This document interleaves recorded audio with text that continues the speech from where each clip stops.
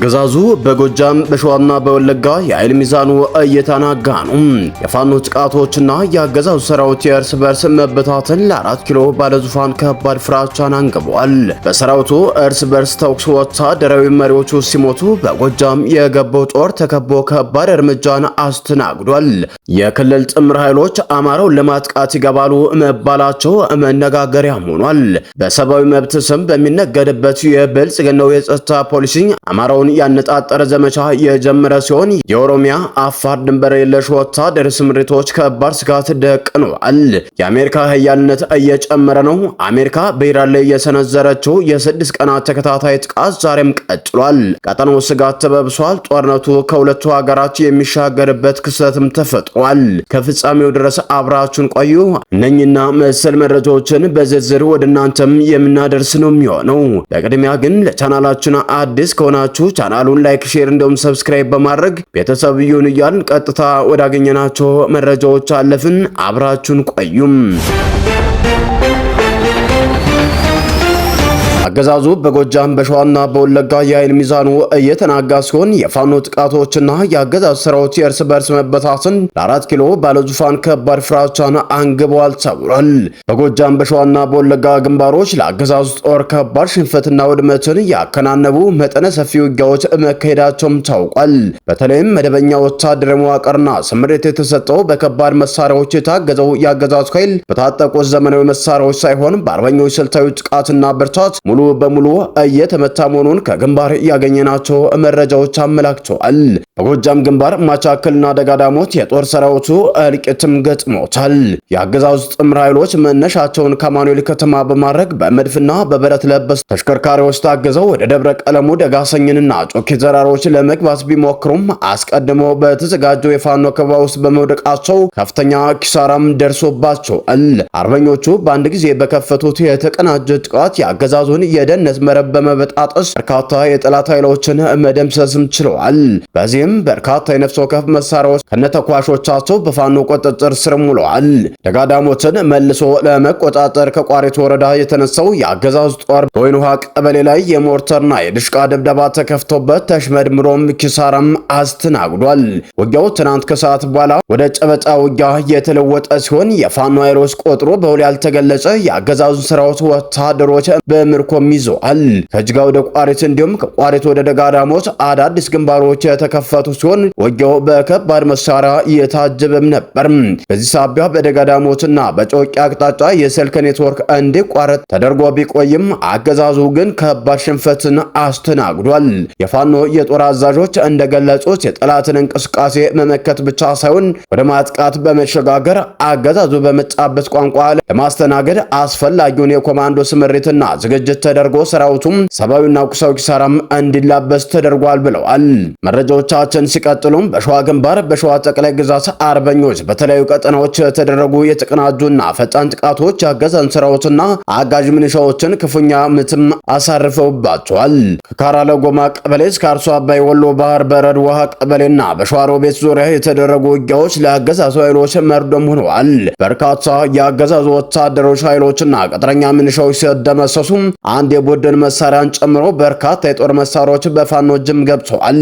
ይህም በአካባቢው የነበረውን የአገዛዙን ወታደር ይዞታ ሙሉ በሙሉ በማዳከም የጠላትን ዓይንና ጆሮ ያሳወረ ደማቅ ድልም ተመዝግቧል።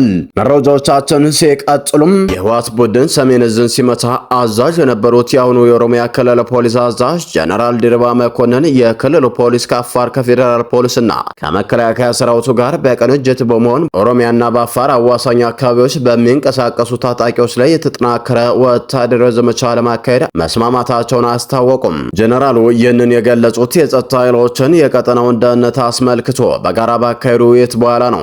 በመንግስት በኩል ሸኔ ተብሎ የሚጠራውን የኦሮሞ ነጻነት ሰራዊትና የፋኖ ታጣቂዎችን የዘመቻው ዋነኛ ኢላማቸው መሆናቸውን ጀነራሉ ከሰጡት መግለጫ ላይ ለመረዳት ተችሏል። መንግስት እነዚህ ኃይሎችን ስርዓት ለማፍረስ የሚንቀሳቀሱ ሲል የሚፈረጃቸው ሲሆን ታጣቂዎቹ በድንበር አካባቢዎች ተጠለዋል በሚል በሚል የሁለቱ ክልሎች ጸጥታ ኃይሎችን የክልሉ ወሰን ሳይገድባቸው ድንበር ተሻግረው እርምጃ ለመውሰድ ከስምምነት መድረሳቸው ተሰምቷል። ይህ ድንበር የለሽ የተባለው የጋራ ዘመቻ በተለይም በከሰም ኮሎና አዋሽ 7 አካባቢዎች እየተስፋፉ ነው የተባሉትን የታጣቂዎች እንቅስቃሴ ለመግታት ያለመ ነው ተብሏል። አዛዡ አክለውም ታጣቂዎችን በሎጂስቲክ በመሳሪያና በስንቅ ይደግፋሉ የተባሉ አካላትን ከህብረተሰቡ ነጥሎ ያለ ምህረት እርምጃ የመውሰድ ስራ መጀመሩን ጠቅሷል። ውይይቱ የፌዴራልና የክልል ጸጥታ ኃይሎችን የመረጃ ለውጥ እንዲያጠናክርና የጋራ ግብረ ኃይል ፈጥሮ እንዲቀሳቀሱ የሚያስችል አቅጣጫም አስቀምጧል። በአፋር ክልል የሚገኙና በመንግስት የሚፈለጉ ግለሰቦችም አሳልፈው ለመስጠት ከስምምነት ላይ መድረሱ ነው የታወቀው። ይህ እንቅስቃሴ ሀገሪቱን ዋና ኢኮኖሚ መስመሮች፣ ባቡር ሀዲዶችንና እንደ አዋሽ ድልድይ ያሉ መሰረተ ልማቶችን ከጥቃት ለመጠበቅ ወሳኝ መሆኑንም የፌዴራል ፖሊስ በበኩሉም ገልጿል። በሌላ በኩል ጀነራል ደሪባ የሰራዊቱን ሞራል ለመገንባት በሚመስል መልኩ ባለፈው ግንቦት ወር በምስራቅ ጉጂ ዞን አጋዌ ወረዳ በተደረገው ውጊያ ሳጅን ዳንኤል ፈይሳ የተባለ የፖሊስ አዛዥ ከፍተኛ ቁጥር ያላቸው ታጣቂዎችን ብቻውን በመቋቋም ህይወቱን ማለፉን በማንሳት ለዚህም የአንደኛ ደረጃ የጀግነት ሜዳሊያና የደረጃ እድገት እንደተሰጠው አውስተዋል። ይሁን እንጂ የጸጥታ ኃይሎች ያዋቀሩትን ይህ አይነት ድንበር ዘለልና የተጠናከረ ወታደራዊ ዘመቻ ቀድሞውንም በግጭት የተጎዳውን የቀጠናውን ማህበረሰብ ይበልጥ ወደ ከፋ ቀውስ እንዳያስገባው ስጋትንም ፈጥሯል። ህብረተሰቡ ታጣቂዎችን እንዲያጋልጥና የምግብ አቅርቦት እንዲከለክል በመግለጫው ላይ ጥሪ ቢቀርብም በሁለቱ ተፋላሚ ኃይሎች መካከል ስለሚገኘው የንጹሃን ዜጎች ደህንነት አጠባበቅና ሰብአዊ መብቶች ጥበቃ ዙሪያ በመንግስት ባለስልጣናቱ በኩል የተብራራ ነገር ግን የለም። ይህ በእንዲህ እንዳለ በአስቸኳይ አቁሞ ካልሆነ ከባድ መዘዝ ይደርስባቸዋል ሲል ህወሓትና ጀነራል ጻድቃን ገብረትንሳኤን አስጠነቀቁም።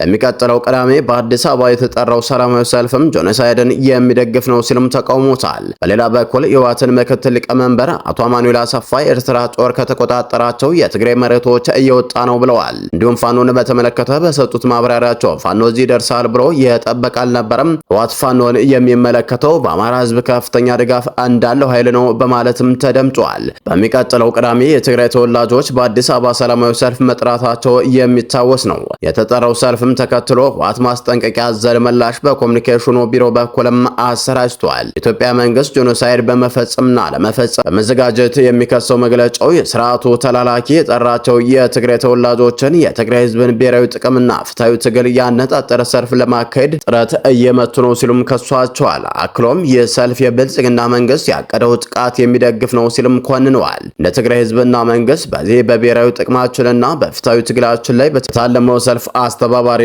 ተሳታፊ የሆኑ አካላት 2-3 ጊዜ እንዲያስቡበትና ከዚህ ተግባር እንዲቆጠቡ እንጠይቃለን ሲሉም አስጠንቅቋል። ህወሓት የተጠራውን ሰልፍ በብሔራዊ ጥቅማችን ላይ ያነጣጠረ ነው ቢልም የሰልፍ ዋና ዓላማ ግን ከዚህ ፍጹም የተለየ ነው ብለዋል። ይህ በእንዲህ እንዳለ የህወሓት ምክትል ሊቀመንበር የሆኑት አቶ አማኑኤል አሰፋ አነጋጋሪ አስተያየትን ሰጥቷል። አቶ አማኑኤል አዲስ በሰጡት ቃለ መጠይቅ የጠቅላይ ሚኒስትር አብይ አህመድን አስተዳደር ለመጣል የውስጥና የውጭ ኃይሎች ፈጥረውታል የተባለውን ጽምዶ መሬት ላይ የለም ሲሉም አጣጥለውታል። ጽምዶ የሚል ጥምረት የለም ያሉ ሲሆን ገዢው ብልጽግና ተቀናቃኞች ተጣመሩብኝ ብሎ የሚያራግበው ፕሮፓጋንዳ እንጂ የተለየ ነገር አልተፈጠረም ይላሉ። የብልጽግናው መንግስት ሁሉም የፖለቲካ ኃይሎች ጠላት አድርጎ በመፈረጅ በእነዚህ ኃይሎች የተፈጠረ ጥምረት እንዳለ ቢገልጽም መሬት ላይ የጸና ትስስር የለም ብሏል። ይህ የህዝብ ለህዝብ ግንኙነት መንግስት እንደሚለው ወታደር ትብብር አይደለም ብሏል። ጽምዶ የሚባል ጥምረት መሬት ላይ የለም ያለው የህዝብ ለህዝብ ግንኙነትና ይህም በፍላጎት ደረጃ ነው ብሏል።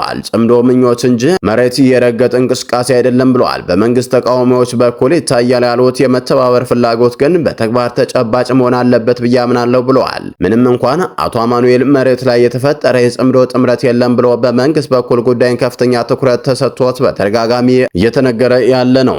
አቶ አማኑኤል በቃል መጠይቃቸው ከዚህ ቀደም ጠላት አድርጎ ሲፈርጃቸው የነበሩትን የፋኖ ታጣቂዎችንና ሻዕቢያን ሲያወድሱም ተሰምቷል። በወራሪነት የሚወነጀለው ሻዕቢያ ጦሩን ከአብዛኞቹ የትግራይ መሬቶች ማስወጣቱን በመግለጽ ከዚህ ቀደም ሲቀርቡ የነበሩ ጠንካራ ወንጀላዎችን አቃለውም አቅርበዋል። እንዲሁም ፋኖን በተመለከተ በሰጡት ማብራሪያ ፋኖ እዚህ ደርሳል ብሎ ያስብ አልነበረም በማለትም ህወሓት አቅልሎ ሲያየው እንደነበረም ይጠቁማል። አሁን ላይ ህወሓት ፋኖን የሚመለከተው በአማራ ህዝብ ላይ ከፍተኛ ድጋፍ እንዳለው ኃይል እንጂ እንደ ተራ ታጣቂ አይደለም ብለዋል። ማንም እዚህ ደርሳል ብሎ ያልጠበቀው ፋኖ የአማራ ህዝብን አንቀሳቅሷል ብለውታል። ይህ በእንዲህ እንዳለ ወደ ባህር ማዶ መረጃዎች ወዳገኘናቸው ስናምራ ኢራን የተፈራውን እርምጃ ልትወስድ ነው። ሆርሙዝን እንደዘጋውት የባቤል ወደብ ወሽመጥንም ሆርሙዝን ሪዘን እንደዘገቡት የባቤል ወደብን ወሽመጥን ከረችሟለሁ እያለች ነው። አሜሪካ የኢራንን የኃይል መሰረተ ልማቶች ላይ ጥቃት የምሰነዘር ከሆነ የየመኑ የሁቲ ታጣቂ ኃይል የነዳጅ ማጓጓዣ መስመር ለመዝጋት ዝግጁ እንዲሆን ኢራን ትዕዛዝ ማስተላለፏን ሮይተርስ ሶስት የውስጥ ምንጮቻችን ዋቢ በማድረግ ዘግቧል። እንደዘገበው ገለጻ ይህ ዕቅድ በኢራን መስመሮች መካከል ውይይት የተደረገበት ሲሆን በኢራን አመራሮች መካከል ውይይት የተደረገበት ሲሆን መልእክቱ በከፍተኛ የኢራን ባለስልጣናት አማካኝነት ለውጦች አስቀድሞም ተላልፏል። የዘገባ የወጣው የኢራን ቀጠና ግጭቱን የበለጠ ለማባባስ ከወሰነች ሁቲዎች ከኢራን ጋር በመቀናጀት የባቤል ወደብን የባህር ወሽመጥ ለመዝጋት የሚያስችል አስቸኳይ ጊዜ ዕቅድ ያዘጋጀች መሆኗንም ቴሌግራፍ ምንጮችን ጠቅሶ ከዘገበ ከሰዓታት በኋላ ነው። ለጋዜጣው ዘገባ የዕቅድ ተግባር የሚደረገው ኢራን ወታደራዊ ምላሿን የምታነሳ ከሆነ ብቻ ነው። በዓለም ላይ ካሉ ስትራቴጂካዊ ጠቀሜታ ካላቸው የባህር መስመሮች በአንዱ ላይ የማስተጓጎል ስጋትን የሚፈጥር ነው ሲሉም ዘገባው ገልጿል። ቀይ ባህር ከኤደን ባህረ ሰላጤና ከህንድ ውቅያኖስ የሚያገናኘውን የባቤል ወደብን የባህር ወሽመጥ ከፍተኛ መጠን ያለውን የዓለም የንግድና የኢነርጂ ጭነቶች የሚያስተላልፍ ሲሆን በዚህ የውሃ መተላለፊያ መንገድ ላይ የሚደረገውን የመርከብ ጉዞ ለማደናቀፍ የሚደረግ ማንኛውም ሙከራ በዓለም አቀፍ የአቅርቦት ሰንሰለቶችና በነዳጅ ገበያዎች ላይ ሰፊ መዘዝ ሊያስከትል ይችላል። ሁቲዎች ከፈረንጆች 2003 ማብቂያ ጀምሮ በንግድና በጦር መርከቦች ላይ ተደጋጋሚ ጥቃቶችን ሲሰነዝሩ የቆየ ሲሆን ድርጊቱን በጋዛ ከሚገኙ ፍልስጤማውያን ጋር ያላቸውን አንድነት ለማሳየት በእስራኤል ወይም በአጋሮቿ መርከቦች ላይ ያነጣጠረ መሆኑን ይገልጻሉ።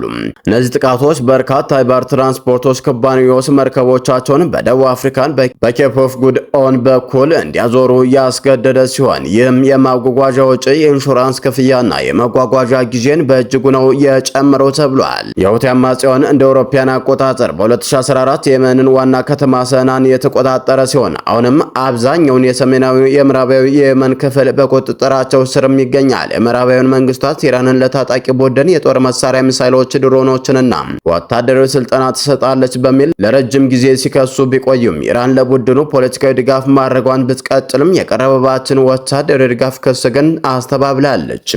ወደ መጨረሻችን ዘገባችን ስናመራ በዛሬው ዕለት ሮይተርስ የሱዳን ጦርነት በተመለከተ ይዞት የወጣው የምርመራ ሪፖርት እጅግ አስደንጋጭ ሆኗል። ይህ የሚያስገርም ነው የተባለው የሮይተርስ የምርመራ ዘገባ የአሜሪካ ኮንስትራክሽን አቪዬሽን መረብ ለሱዳኑ አይአርኤስ የጦር መሳሪያ አቅርቦት ለማጓጓዝ መዋሉን በግላጭም ያሳየ ነው ተብሏል። ዘገባው የቀድሞው የአሜሪካ ጦር ልዩ ኃይል አባል እና የረጅም ጊዜ የመንግስት ኮንትራክተር በሆኑ ግለሰቦች ቁጥጥር ስር ያሉ ኩባንያዎች የሚያንቀሳቅሷቸው አውሮፕላኖች በሱዳን እየተካሄደ ላለው አውዳሚ ጦርነት የነዳጅና የጦር መሳሪያ አቅርቦትን ለሱዳን ፈጥኖ ደራሽ ኃይል አይአርኤስ ለማቅረብ ጥቅም ላይ መዋላቸው ነው ያጋለጠው።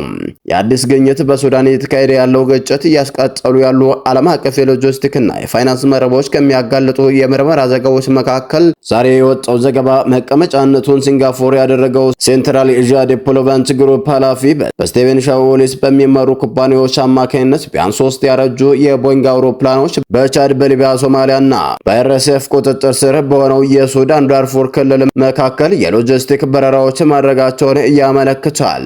የሻውሊስ ኩባንያዎች ባለፉት ዓመታት በአሜሪካ ግብር ከፋዮች የገንዘብ ድጋፍ የሚደረግላቸው ቢያንስ $419 ሚሊዮን የሚያወጡ ኮንስትራክተሮችን አግኝቷል ብሏል። ይህ በአፍጋኒስታንና በኢራን ለሚገኙ የአሜሪካ ጦር ኃይሎች የተከናወኑ የመሰረተ ልማቶች ግንባታዎች፣ በዩኤስኤድ መርሃ ግብርና በአፍሪካ የሚገኙ የአሜሪካ መከላከያ ሚኒስቴር የአየር ማረፊያ ፕሮጀክቶችንም ያጠቃልላል። በምርመራው አንድ የቦይንግ 737 እና 2 የቦይንግ 727 አውሮፕላኖች ንጃሜና በደቡብ ምስራቅ ኩፍራና በሶማሊያ ቦሳሶ ከተሞችና በደቡብ ዳርፉር የአይአርኤስ ዋና የሎጂስቲክ ማዕበል በሆነችው ኒያላ መካከል በረራዎችን ሲያደርጉም ቆይቷል ይላል።